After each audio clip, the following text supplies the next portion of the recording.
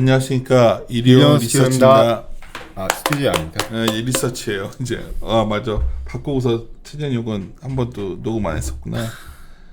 그래요. 오늘 아침에 발표한 자료인데 제가 지금 회의 들어서 못 봤는데 제가 좀 관심 있는 분야에서 하여튼 바이든이 되고 나면 유가 좀 올라갈 것 같다는 얘기 하시는 분들이 많길래 뭐 가능성은 있죠. 일단은 뭐 이런 논리더라고요. 트럼프 때는 아무래도 셰일가스 같은 미국이 어떤 어쩌면 환경 신경 쓰지 않고 미국이 제1의 산유국이 되는 거였다면 환경을 많이 신경 쓰다 보니까 이제 그 있잖아요. 셰일가스가 막 좀 그 환경 많이 오염시키잖아요. 그 무슨 기법이지?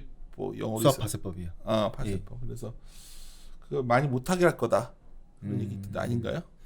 뭐 이제 그 리스라던가 이제 결국에는 국유지에다가 뭐 임대를 갖다 줘가지고 리스료를 받던가 그런 것들에 대해서도 뭐 규제를 할 거다 이런 식으로 얘기들이 있는데, 근데 사실 이게 참 애매해요. 그러니까 그렇게 해가지고 미국의 셰일 기업들을 봉쇄를 한다고. 근데 우리가 미국만 놓고 볼 게 아니라 그 트럼프 대통령이 미국 내에서의 에너지 진흥 전략과 그와 동시에 해외에서 취했던 행동들을 같이 좀 봐야 되거든요.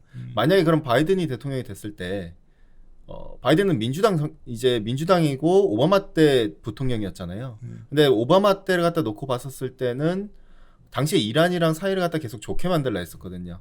동시에 베네수엘라랑도 지금만큼은 안 좋지는 않았어요. 그러면 이들 국가에 대해서 이란에 대해서도 핵 협정을 갖다 다시 또 귀환할 수도 있는 거고, 베네수엘라에 대한 규제도 그러면 좀 완화되지 않을까? 이러한 가능성이 열리는 거고, 그렇게 되면 동시에 오히려 좀 미국 내에서는 공급이 증가 속도가 제한되더라도 이란이라든가 베네수엘라에서 그럼 올라올 수 있는 가능성에 대해서도 우리가 좀 염두에 봐야 되거든요. 커머더티 막 상품 시장에서는 어때요? 최근 미국 선거에 대한 분위기는 어떤 식으로 좀 많은 자료 같은 거 보시면 지금 사실 대선을 갖다 앞두고의 에너지 시장 같은 경우에는 크게 좀 영향을 갖다 안 받고 있습니다. 상대적으로 다른 뭐 원자재 대비해서요.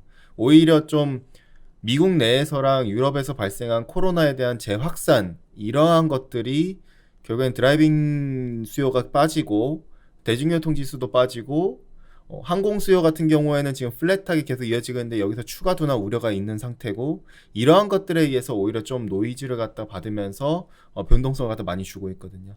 그러니까 오히려 미국 내에서의 대선에 대한 민감도보다는 지금 코로나에 대한 민감도가 좀 더 지금 아직까지는 큰 상황입니다. 제가 궁금한 거 묻다 보니까 시작도 못했네. 그래서 하여튼 오늘 자료는 감산계획 조정을 고민하기 시작한 오펙 플러스. 어떤 거 결론이에요? 그래서 일단 결론은 사우디가 어떻게 보면 오펙 플러스를 거의 이끌어가다시피 하잖아요. 사우디의 결정이 거의 오펙의 결정이나 오펙 플러스의 결정이나 다름없는데 약간 좀 답정너인 것 같아요. 그러니까 사우디는 두 가지 이유다. 앞서 언급드린 대로 유럽이나 미국 내에서 코로나 재확산돼가지고 수요가 둔화되고 있다.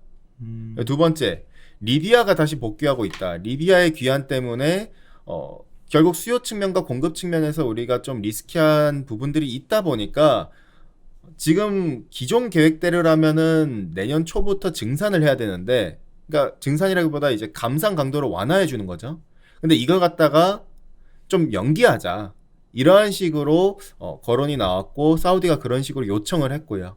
근데 아직까지 러시아는 아직 뚜렷한 입장을 갖다 밝히지 않았고, 이번 회의에서 아랍에미리트나 일부 국가들은 사실상 좀 반대의 의사를 갖다 표출을 했고요. 굉장히 좀 불편하죠. 왜냐하면 지금까지 계속 자기들은 어떻게 보면은 감산을 강화하고 있는 상태인데 여기서 연기했다가는 자기들 재정단에서는 좀 더 힘들지 않을까에 대한 부담이 있을 수밖에 없고요.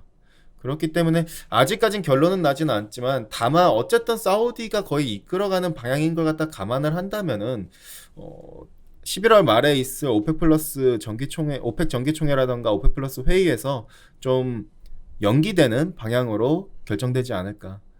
제가 이제 차트들에도 넣어놨지만은 결국에는 수요랑 그 다음에 리비아의 공급에 대해서 좀 주목할 필요가 있어요. 리비아의 지금 산유량이 20만 대인데, 그러니까 다시 9월 달부터 재개를 해가지고요. 그림 1인가요? 그림 6번입니다. 근데 이게 지금 제가 추정치까지 넣어놓은 건데, 중요한 거는 올해 연말까지 봤었을 때 리비아의 산유량이 50만까지도 회복 가능하고 내년 상반기까지로 봤었을 때 최소 못해도 100만까지도 회복이 가능하다라는 게 일단 현재까지의 정설이거든요. 그럼 이 같은 추정을 갖다 감안을 했었을 때는 오펙 플러스가 열심히 감산을 한다 한들 리비아의 귀환만으로도 사실 굉장한 노이즈가 될 수 있고 굉장한 리스크가 될 수 있다 보니 사우디 입장대로 흘러가기는 할 것 같다라고 보여집니다. 일단 현재까지로는요. 그렇게 될 경우에는 뭐 에너지 관련 산업들 갖다가 볼 경우에는 다음 페이지에도 제가 넣어놨지만은 결국에는 기존의 감산 계획이 다음 페이지 무슨 그림 말씀하시는 거예요? 예, 페이지 7 이제 그림 7번 봐주시면 될 것 같고요. 결국에는 계획대로 원래라면은 내년 1월부터 감산 강도를 갖다 완화해줘야 되는데 그게 못해도 1개 분기에서 2개 분기 가량이 연기가 된다면은 그림 8번처럼 어떻게 보면은 사우디 같은 경우에는 OSP를 그동안에 좀 수요 때문에라고도 얘기를 하지만 어쨌든 인하를 했는데 이게 인하하는 게 좀 속도가 좀 완만해지지 않을까. 추가적인 인하에 대한 가능성은 좀 제한되지 않을까. 이렇게까지도 연결될 수가 있겠고요. 지금 어쨌든 전반적으로 봤었을 때는 사우디의 주도로 될 수 있지 않을까에 대한 고민을 갖다 좀 하시면 될 것 같습니다. 물론 오펙 플러스라는 게 좀 정치적인 입장도 많이 들어가 있다 보니까 계속 모니터링은 해야겠지만은 지금의 수요 환경과 공급의 환경을 갖다 놓고 봤을 때는 지금 그 감산 강도를 갖다 현 규모를 그대로 유지하지 않을까 이렇게 지금 바라보고 있습니다. 근데 유가에 관심이면 최근에 유가가 나름대로 낮게 유지가 되니까 예. 의외로 케미칼 업체들 실적이 나쁘지 않거든요. 뭐 그죠. 예. 당분간 상당 기간 앞으로 유가 그러면 저유가로 유지된다는 건가 이 정도로? 일단은 장기간 동안을 놓고 봤을 때 저는 최소 못해도 2024년까지는 저유가 기준이 유지되는데 다만 내년까지의 레벨 밴드로 놓고 봤을 땐 상단을 갖다 WTI 기준으로 55불까지 정도가 좀 적정하지 않은가라고 좀 접근을 하고 있거든요. 그러니까 그렇게 놓고 본다면은 유가가 한 번 더 상반기 때만큼의 좀 수요 쇼크가 발생하지 않는 한 하단에 있어서는 40불 정도가 적정하지 않은가. 물론 그렇게 발생할 경우를 갖다 좀 감안을 해가지고 35불까지로 좀 엮어볼 수가 있겠는데 어쨌든 상단에 있어서 점진적인 느리지만 어쨌든 점진적인 회복 방향은 유효하다. 다만 이 속도 때문에라도 놓고 봤었을 때 그냥 플랫한 형상이 계속 유지되지 않겠는가 이렇게 봐주시면 될 것 같고요. 그래요. 아니 더좀 사실 커머더티 시장에 있지 않은 사람들은 유가가 대략 한 뭐 크게 올라갈 수요 디맨드가 약하니까 크게 올라가겠나 이런 생각을 많이 했는데 수급이나 여러 가지 이걸로 본다면 그래도 뭐 더 하반 경선 확실히 잡힌 거네. 더 예. 내려가기 쉽지 않다. 오히려 훨씬 더 잡혔다라고 보고 있습니다. 그러니까 특히 다음 달 말에 있을 오펙 플러스 회의에서의 이제 결정이 오히려 좀 더 확신을 갖다 주지 않을까라고도 넘겨짚을 수가 있겠고요.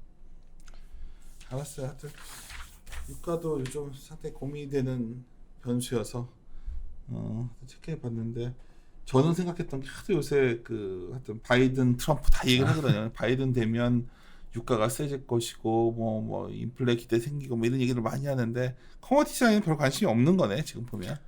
그러니까 지금 원자재 시장은 그러니까 어제도 이제 LME 위크가 시작이 됐거든요. 이제 웹 세미나로 시작이 됐는데 거기서들 얘기를 하는 게 LME 이제 웹 세미나로예요? 예. 올해는 코로나 때문에 이제 공식 행사 다 취소됐어요. 못 갔네. 네. 그래서 지난주 목요일부터 이제 시작을 했거든요. 네. 근데 보면은 웹 세미나에서 그 뭐 이렇게 그 컨센서스도 하잖아요. 그런 거 했나요? 이번에는 안 했습니다. 안 했어요? 예. 근데 중요한 거는 그 거기에 나왔었던 패널들의 컨센은 확실히 모아졌거든요. 저희의 생각과 동일했었습니다. 뭔데? 그러니까 결국에는 내년에 인플레이션에 대한 기대감이 어느 정도 올라올 테고 그렇게 본다면은 어쨌든 지금의 원자재 시장은 엔드 유저 단에서 뭔가 수요 단에서 뭔가 나와주는 그런 것보다 좀 매크로 환경 자체가 원체 좋아지다 보니 이걸 통해서 원자재 전반적으로가 내년에는 다 상방에 대한 베팅을 하자 이런 식으로 좀 접근을 하고 있고요. 저 역시도 그렇게 바라보고 있는데 마침 이번에 모든 이들의 패널들의 생각이 좀 모아졌다라는 점에서 유의미하다라고 좀 보고 있고요. 이번에 코로나 재확산 되는 거는 그냥 뭐 일적인 별 의미 없다 보는 건가?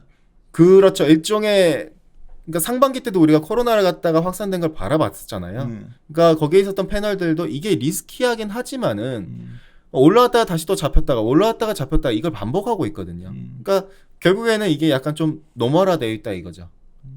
그렇게 본다면은 어쨌든 실제로 우리가 수요 쇼크가 상반기 때만큼 나올 가능성에 대해서는 여전히 다들 그렇게 보고 있지는 않고요. 그러니까 결국에는 유가의 기저라던가 내지는 인플레에 대하던가 AIT라던가 결국엔 고학 경제에 대한 용인 이런 것들이 전반적으로 봤을 때 내년 상반기에 기대 인플레 끌어올릴 것이다. 결과적으로 GDP 성장률의 기저를 놓고 봤을 때도 그로스가 내년 상반기에 대한 베팅을 갖다 다들 좀 많이 주목을 하고 있는 부분이고요. 그러니까 대선에 대해서는 결국엔 단기적인 정치 리스크로들 많이들 좀 접근을 하고 있었고요. 하여튼 시장 참 어렵네 요즘 여러 가지로 변수들도 되게 혼재되어 있고 그런 상황이다 보니까 알겠습니다. 하여튼 연말이니까 그 하여튼 내년 또 그 글로벌 여러 가지 전망치 이런 것들 좀 자주 나한테 얘기 좀 해줘요. 네, 방송하겠습니다. 네. 하여튼 매일매일 좀 뭐가 풀려가는 게 아니라 점점 더 머리는 복잡해지고 내년 그림에 대해서도 아직 결론이 잘 안 나오네요. 계속 얘기는 하고 있지만 전략팀과 지금 마무리 짓도록 하겠습니다. 네. 함께 고민하시죠.